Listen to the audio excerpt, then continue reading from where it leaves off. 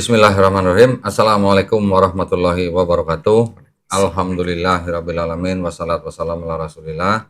Senang sekali berjumpa kembali di channel Doditan dan Geraha Mualaf Jakarta di dalam seri spesial bulan Ramadan dengan topik serba-serbi Quran. Kali ini tetap ditemani dengan Syekh Ridho. Ya. Assalamualaikum Syekh. Waalaikumsalam Maulana. Tetap sehat ya Syekh ya? Alhamdulillah Maulana. Insyaallah, alhamdulillah. Sekarang seri ke-25 ya? 24, mohon maaf, kecepatan berarti. 24 ya? Sekarang seri 24 ya, alhamdulillah. Beberapa seri terakhir kita sudah membicarakan tentang menjawab syubhat-syubhat tentang Quran. Ya. Dari pihak di luar Islam yang ingin menyerang Islam. Nah, kali ini kita akan tampilkan lagi satu lagi ayat ya, mengenai ayat yang sering dipakai untuk menyerang Islam. Ya, ini ayat yang dimaksud adalah di Quran surat Al-Zukhruf ayat 61 ya. Quran surat ke-43 ayat 61 bisa ditampilkan. Nah, ini saya perbesar dulu, silakan Syekh. Bismillah. Nah, ini yang paling atas itu. Bismillahirrahmanirrahim. Wa innahu la'ilmun lis-sa'ati fala tamtarunna biha wattabi'un. Hadza shiratun mustaqim. Nah, di sini terjemahannya adalah dan sesungguhnya Isa itu benar-benar memberikan pengetahuan tentang hari kiamat. Karena itu janganlah kamu ragu-ragu tentang kiamat itu dan ikutilah aku. Inilah jalan yang lurus. Nah, ayat ini memang sering dipakai oleh kaum di luar Islam yang menyerang Quran atau Islam dengan argumen atau klaim seperti ini. Lihat, Isa memberikan pengetahuan tentang hari kiamat. Pertama itu. Ya. Yang kedua, jangan ragu-ragu tentang kiamat itu dan ikutilah aku. Aku di sini dianggapnya adalah Nabi Isa Al-Masih. Inilah jalan yang lurus. Jalan yang lurus maksudnya apa? Dikaitkan dengan ayat di dalam Bible, di dalam Yohanes 14 ayat 6, yang dikatakan bahwa Yesus berkata, akulah jalan dan hidup dan kebenaran. Nah, jadi ini ayat mau disamakan dengan Bible, bahwa inilah sama, yaitu Isa memberikan pengetahuan tentang hari kiamat, dan suruh mengikuti Isa, dan Isa adalah jalan yang lurus. Begitu. Kira-kira gimana sih? Bismillah, walhamdulillah, wassalatu wassalamu ala rasulillah, amma ba'd. Kita tetap menghadapi masalah tetap tidak diganti. Mereka bukan hanya Quran ilmu, mereka bukan hanya Quran fikih, bukan. Mereka adalah iri dan dengki. Itu intinya. Buktinya bagaimana? Kalau mereka fokus sedikit, kita balik lagi di ayat yang di dalam surat Al-Imran. Isa dirinya mengatakan, Inna Allah Rabbi wa Rabbukum fa'budu, hadha siratun mustaqim. Tamam? Ya, balik lagi. Yang hampir 48, hampir. Ya, 46 kalau nggak salah ya. Hampir 48. La, bukan ini. 8. 48. Oh, ini. Bukan. La, turun lagi. Ya, maksud saya naik ya. Oh, naik. La, yani naik. Ya, artinya 49. Oh, 49. Nah, ini 49. Sebentar. Ya, 51. 51. Aha. Okay. Inna Allah Rabbi wa Rabbukum fa'buduh. Hadza siratun mustaqim. Okay. Itu kata siapa? Kata Nabi Isa. Ya. Dia bilang apa di sini? Artinya sesungguhnya Allah Tuhan dan Tuhanku dan Tuhanmu. Ya. Karena itu sembahlah Dia. Ya. Inilah jalan yang lurus. Jadi yang jalan lurus siapa? Isa atau Allah Subhanahu wa taala? Dia. Itu pertanyaan ya. Itu jawabnya. Ya. Itu jawabnya pelan-pelan ya saudara. Pelan-pelan ya saudara. Karena Al-Quran salah satu. Tafsir Al-Quran ada tafsir Quran dengan Quran. Ada tafsir Quran dengan hadis. Ada tafsir Quran dengan bahasa.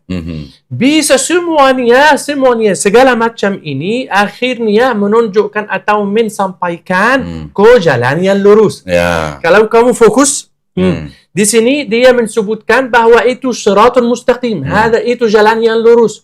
Kamu berpikir bahwa jalan yang lurus khusus Nabi Isa. Oke. Di sini bilang Inna Allah Rabbi wa Rabbukum, Allah adalah Tuhan kamu dan Tuhan saya. Ya, hadza sirat fa'budu, maka hambahkan Allah. Inna hadza sirat itu jalan yang lurus. Jelas ya? Jelas banget. Jelas, Gak betul saya belajar bahasa Arab. Iya. Gak betul saya gini. Tidak butuh jadi ahli tafsir. Gak betul ilmu tafsir. Betul. Yang penting kamu apa? Masuk kumpul ini, kumpul itu. Jangan. Al-Quran adalah apa? Satu kurikulum, satu sumber, satu Tuhan, satu Rasul, satu Nabi, dikumpul dengan orang dipercaya, dengan secara tidak ada keraguan. Subhanallah. Subhanallah, Allah Maha yang besar. Saat menyebutkan ayat yang pertama di dalam Al-Quran, tidak ada keraguan. Iya. Zalikal kitabul Zalikal kitabul la raiba fih. Tidak ada keraguan. Bagaimana? Kumpul, berbandingan. Ayat di sini, ayat di sana. Kata di sini, kata di sana. Satu. Iya. Tidak mungkin ada keraguan.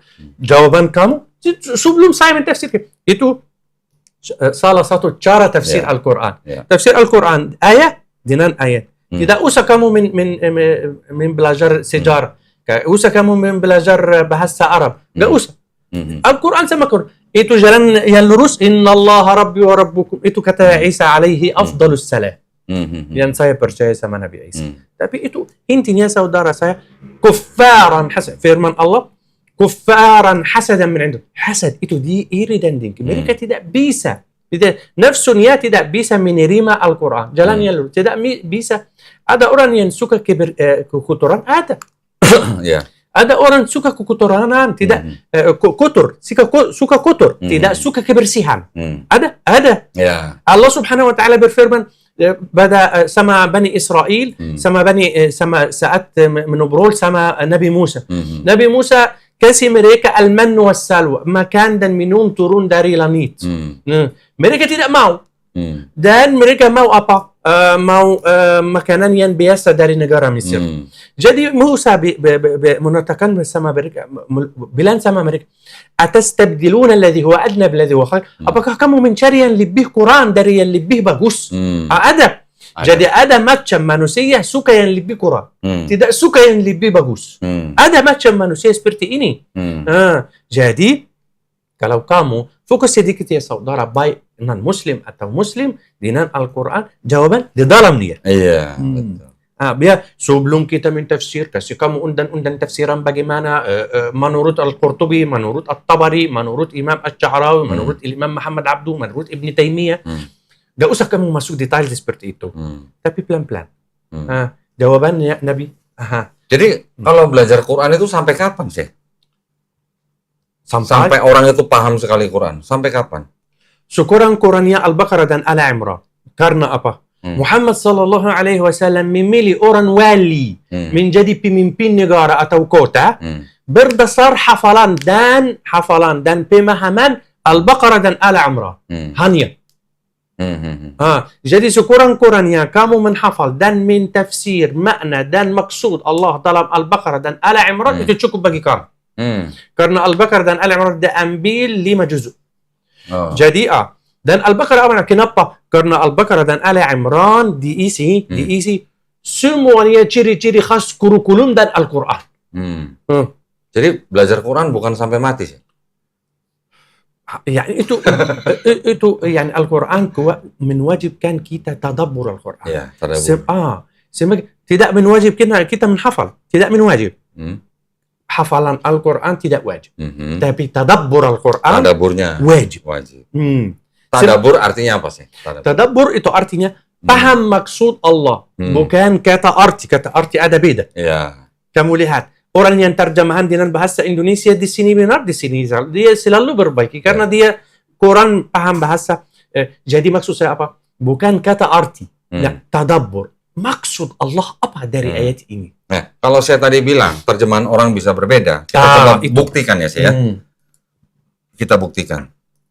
Ini tadi yang Az-Zukhruf ayat 61. Saya bacakan lagi nih terjemahannya nih. Silahkan. Ya, supaya pemirsa paham nih maksudnya Syekh nih. Di Az-Zukhruf ayat 61 dikatakan, dan sesungguhnya Isa itu benar-benar memberikan pengetahuan tentang hari kiamat. Karena itu janganlah kamu ragu-ragu tentang kiamat itu dan ikutilah aku. Inilah jalan yang lurus. Seolah-olah terjemahan ini mengatakan bahwa yang memberikan pengetahuan tentang hari kiamat itu adalah Nabi Isa itu. Seolah-olah. Pertama ya, seolah-olah. Kedua, di sini ada kata-kata ikutilah aku, orang yang mencoba memelintir ayat Quran, mencoba memahami dan menafsirkan bahwa yang disebut aku ini di sini adalah Nabi Isa alaihissalam. Ya. Padahal yang disebut aku ini siapa? Allah Subhanahu wa taala. Nah, yang ketiga, inilah jalan yang lurus. Jalan yang lurus adalah jalan yang diberikan Allah Subhanahu wa taala. Ini kita bandingkan dengan terjemahan yang lain. Kita coba lihat di sini. Di sini juga ada Az-Zukhruf ya, ayat 61. Dikatakan apa? Sesungguhnya dia atau Isa itu benar-benar menjadi pertanda akan datangnya hari kiamat. Jadi penciptaan Nabi Isa alaihissalam itu adalah pertanda akan datangnya hari kiamat. Ya, itu pertama. Yang kedua, oleh karena itu janganlah sekali-kali kamu ragu tentang kiamat itu dan ikutilah petunjukku. Ya, bukan petunjukku. Di sini tidak salah. Ya. Karena bahasa Arab petunjuk aja. Bukan ku. Ya, artinya di sini kalau tadi kan menggantikan ikutilah aku. Tadi yang terjemahan sebelumnya. Ini petunjukku itu salah. Ya, bahasa Arab tidak ada ku. Maksudnya, kalau itu kan ada tanda kurung sih. Ada kurung. Ada kurung. Ada kurung itu artinya penjelasan. Ya. Tetapi di situ kan yang tadi berbeda dengan terjemahan sebelumnya, ikutilah aku, gitu kan? Aku di situ kan maksudnya Allah Subhanahu wa taala.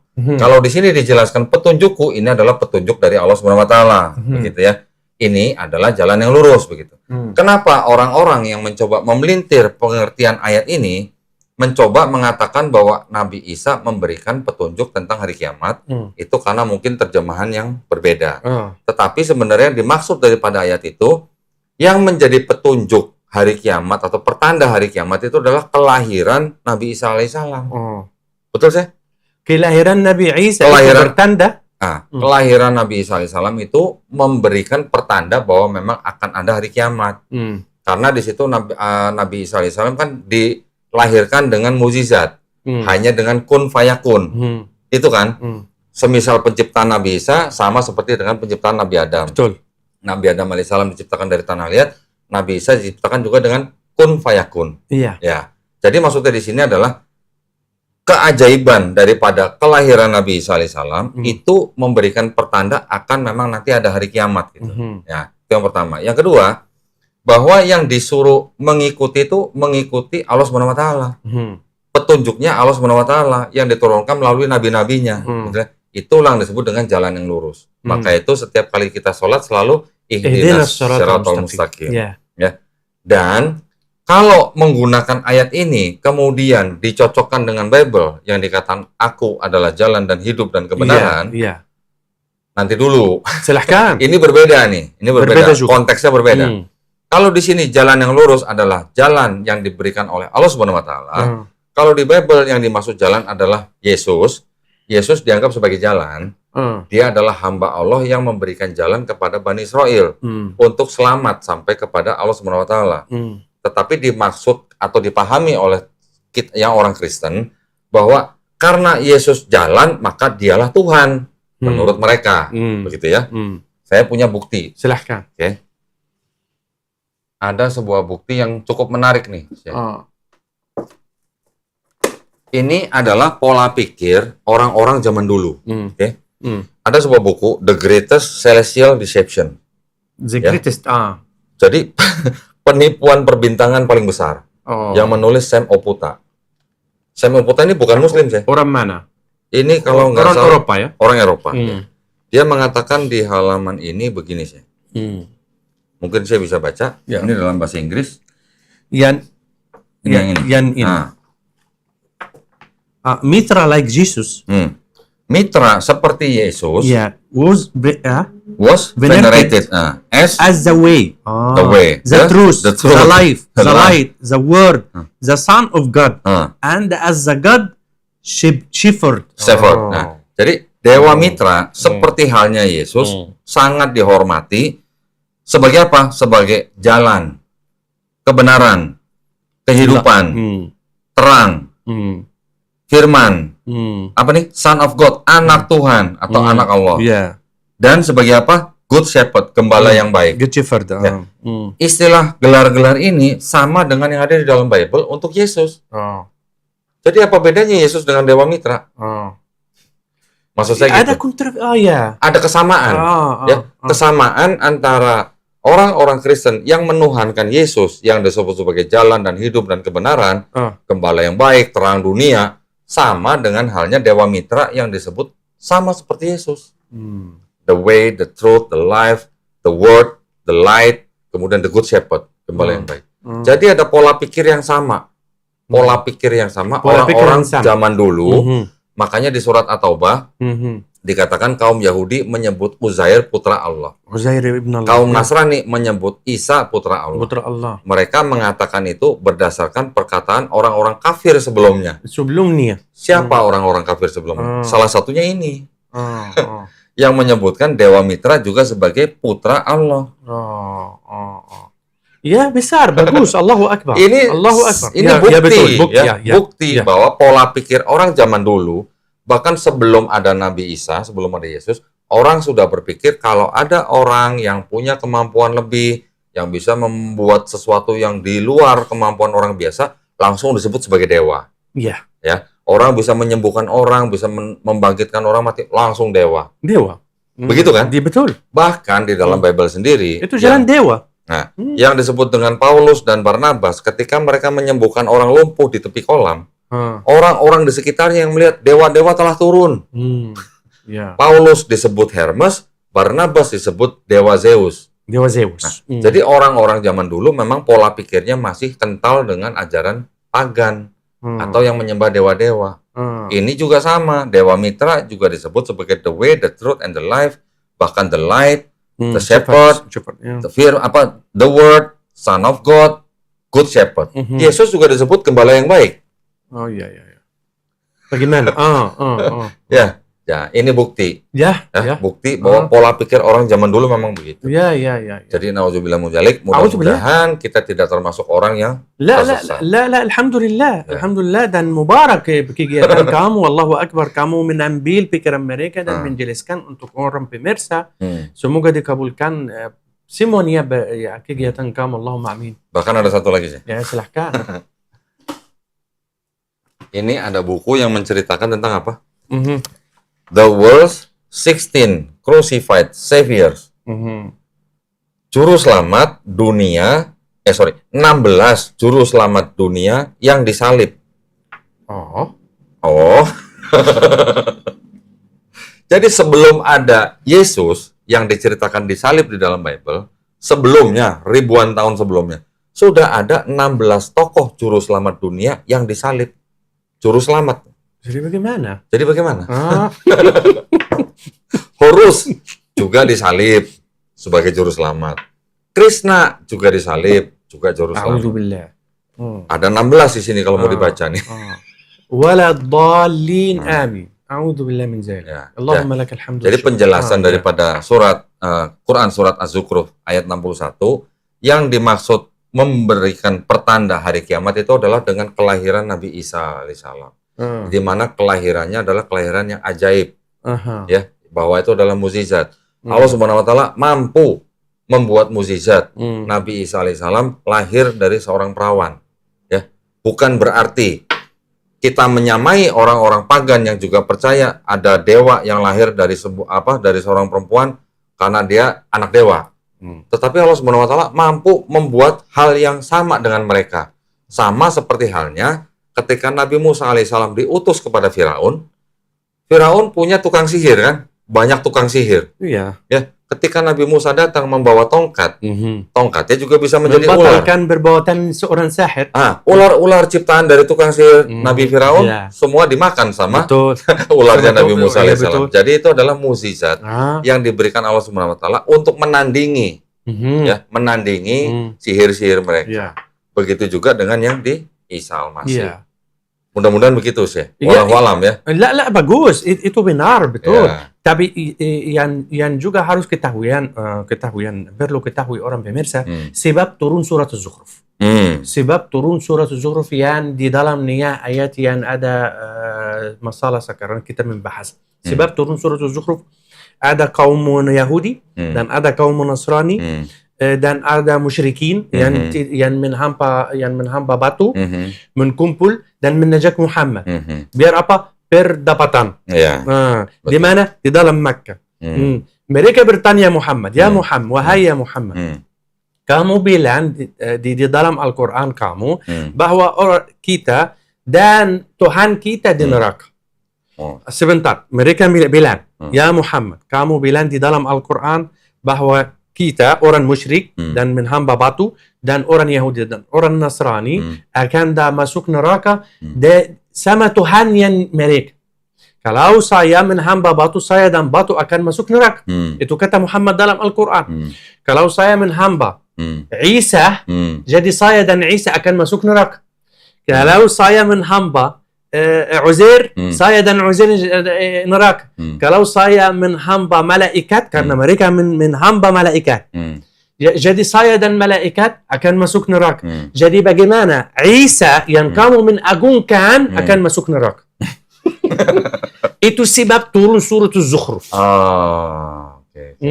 Sebab turun surah Az-Zukhruf. Sesama. Pikiran sesama. Sesama pikiran mereka. Tidak mungkin mereka akan stop. Mencari jalan, menghancur, iri dan dengki. Karena memang sudah ada pola-pola pemikiran manusia zaman dahulu yang mendewakan manusia. Ya, betul. Dan itu juga pengaruh juga dari sistem-sistem kepercayaan orang-orang Helenisme. Helenisme. Helenisme yang mempercayai Dewi Helen, Dewa Zeus. Dewa Zeus itu macam manusia, betul. Ya, Dewa Zeus punya anak dari perempuan, ada Hercules, ada Perseus, setengah manusia, setengah dewa. Dia nyaman menghamba sesuatu selain Allah. Nyaman. Jadi konsepnya Hercules, setengah manusia, setengah dewa, tidak ada bedanya dengan konsep Yesus yang dianggap sebagai sepenuhnya manusia, sepenuhnya Tuhan atau dewa. Nah, jadi sebenarnya konsepnya sama sih, cuman mungkin detailnya berbeda. Iya, betul, sama. Itu satu ide. Ya, betul. Ya, silahkan. Baik ya, mudah-mudahan apa yang kita bicarakan ini menjawab daripada tuduhan-tuduhan terhadap Quran ya, Syekh. Sudah berapa menit? Lupa. 22. Alhamdulillah. Kalau begitu kita akan mempersilahkan para pemirsa untuk berbuka puasa di beberapa hari terakhir di bulan Ramadan ini. Semoga kita semakin bersemangat ya menjalankan bulan Ramadan di tahun ini. Semoga ibadah kita diterima di sisi Allah Subhanahu wa taala. Amin ya rabbal alamin. Terima kasih banyak, saya mohon tutup. Ya, silahkan. Ya, buat para pemirsa terima kasih banyak atas perhatiannya. Buat para pemirsa yang ingin mendukung perjuangan dakwah kami, dipersilahkan mengirimkan ke BSI nomor rekening 111889988 atas nama YPM Atawi Jakarta. Dan bisa konfirmasi ke nomor handphone 0813 9883 7007. Barakallahu fikum, semoga partisipasi para pemirsa diterima di sisi Allah Subhanahu wa taala sebagai amal jariah. Amin ya rabbal alamin. Baik, kita akan berjumpa kembali di episode-episode selanjutnya yang lebih menarik lagi. Nanti setelah ini kita akan bahas apa sih?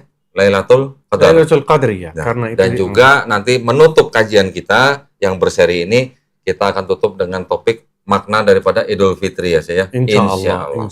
Baik, kalau begitu sekali lagi terima kasih perhatiannya para pemirsa. Mohon maaf atas kekurangannya. Akhir kata wabillahi taufiq wal hidayah. Wassalamualaikum warahmatullahi wabarakatuh. Waalaikumsalam warahmatullahi wabarakatuh.